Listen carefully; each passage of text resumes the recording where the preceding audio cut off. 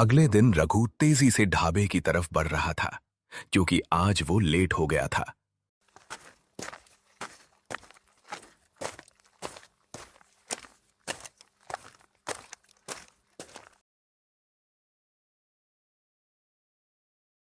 पर वहां पहुंचते ही, तुझे क्या लगता है कि ये तेरे बाप का ढाबा है?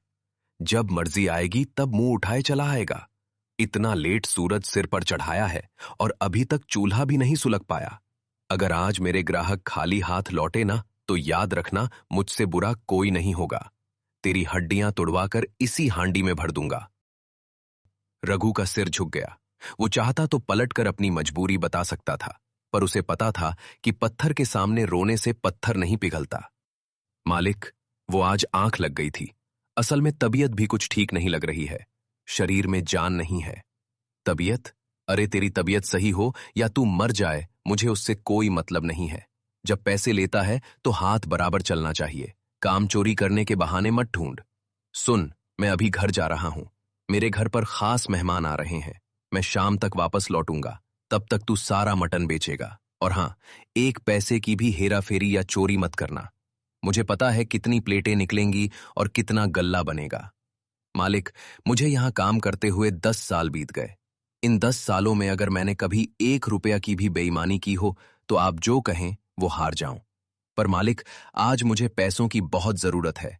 मेरा पिछला 10 दिन का पैसा बाकी है। मुझे वो पूरा चाहिए। मेरी बेटी की हालत बहुत खराब है। उसे शहर ले जाना है। अरे पैसे कहीं भागे जा रहे हैं क्या? पहले तू माल बेच।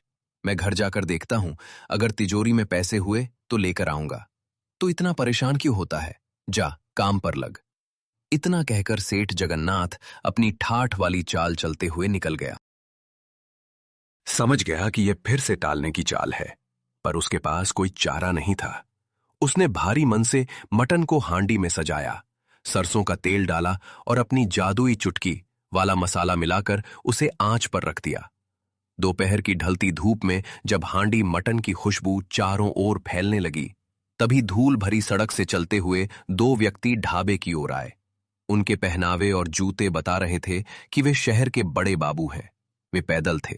शायद उनकी गाड़ी कहीं खराब हो गई थी। भाई साहब, क्या गजब की खुशबू है। शहर के बड़े बड़े रेस्टोरेंट फेल हैं इसके आगे।